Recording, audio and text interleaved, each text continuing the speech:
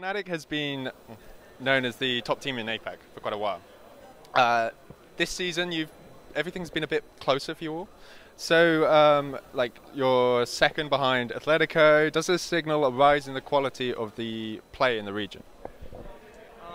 Our region is growing, like, significantly compared to what it was. I think the best of ones have played a big part in keeping everyone kind of tight-knit and close, especially with no overtimes. We are very famous for losing the first map in a best of 3 and then winning the next 2. And we're also famous for taking teams to overtime, but we have now lost both of those things. So now I think that is playing a big part in teams tying with us or beating us at the, like, in the APEC region.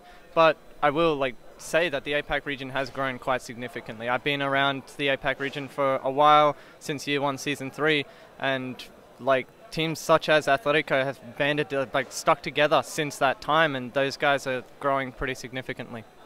Need be. Magnet now will tussle with the Hibana from below as Lusty gets reset. Fnatic is in great position. And here we go. Neofighter with 2, 3 kills! Neofighter out of nowhere! At the Year 7 season finals, your team lost in straight games against Liquid, who were the eventual champions. How have you sort of adapted and improved since that point? Yeah, I think our time management is one thing that we're focusing on a lot throughout the game. Our drone economy as well is something that we did pick up in AC. We figured out that was poor, and we are looking to improve that. We haven't, from then to now, it hasn't improved a whole lot, but that is something that we look to improve. Our drone economy was poor, and it cost us a lot of rounds, cost us a lot of deaths, and that's something we're looking at fixing. He'll see one, but that Vector not a large enough magazine. The Aussies go home, and Liquid back at LAN. They will advance. Latin America still has a hope of taking that championship home. APAC out. The final match of the day. So your fellow APAC teams of Norarengo and Element Mystic also didn't manage to get out of the group stages. Do you think they face similar troubles to yourselves? Yeah, I think so. I mean, we're a sub-region. I mean, we don't get to play in the Ogre Pit series and all the dream hacks and you know, the best teams in the world like these guys do every week, every day. So, you know, every 3 months we sort of come together and we catch up slightly to these teams, but they then get to go back and compete on the same level of competition. They have dream hacks every month.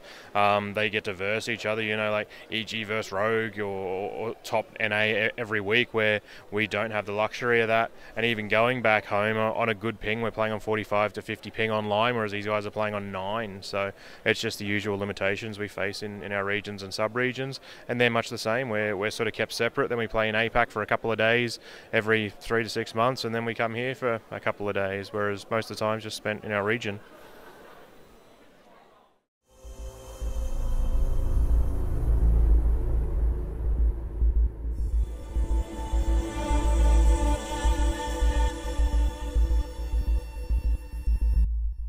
Have you played the new Hereford map? And if so, what do you think about it?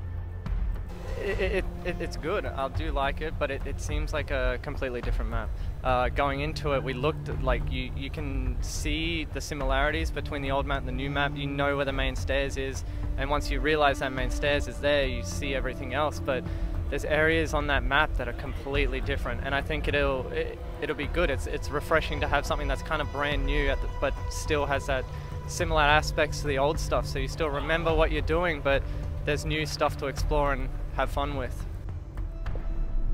And obviously, there are also going to be 2 new ops. I mean, they're going to be strong. They will shake up the meta. I feel like they're going to be the skill floor is going to be a lot higher with these 2 new operators than some of the previous ones we've seen. Lion and Dockerby are very much you press a button and the gadget works. So it'll require a bit more thought process from some.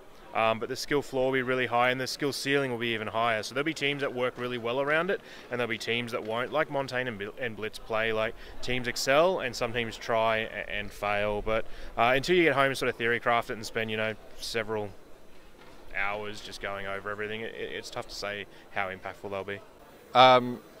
Have you liked Paris? Have you enjoyed being here? Have you seen everything you were hoping to see? That sort of, like, it's been an interesting time here. Paris has been quite enjoyable for us. We did do the typical tourist stuff and saw the Eiffel Tower and the Notre Dame and stuff like that, but we still haven't had time to do some of the other stuff like shopping. But Paris is a beautiful city. It's been really enjoyable, especially with the event here. They've organized it and done it well, and it's been enjoyable for all of us, I could say. Ace is flashed, he's got the LMG played up, and you'll just see all the utility from PZD will be dumped in, but Aces gets one. Psycho is aware that there's one playing on stairs. Julia will take out Neofighter. Plant going down somewhat successfully, but no, Aces sees him. Aces coming in, can he get it? 2 big kills from Aces, he sees another, a third! Aces, oh my goodness, in a 1v1!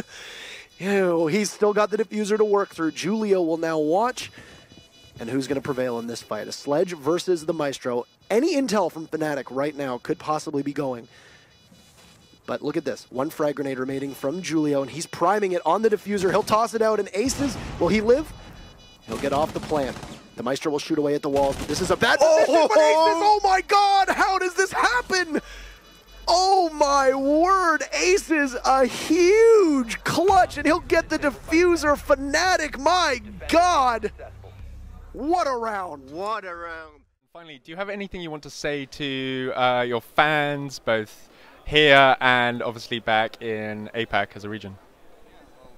Especially to the fans that come out to see us. Like this, it's a long travel to come all the way out here, and that I have a lot of respect for you guys that come out here and to see us play. Even though we didn't make it out of the group stages, and we're sorry for that, but still, thank you so much to people here and home that support us through thick and thin, win and loss. Those guys like motivate us and keep us working hard to make sure that we are at these events where they can support us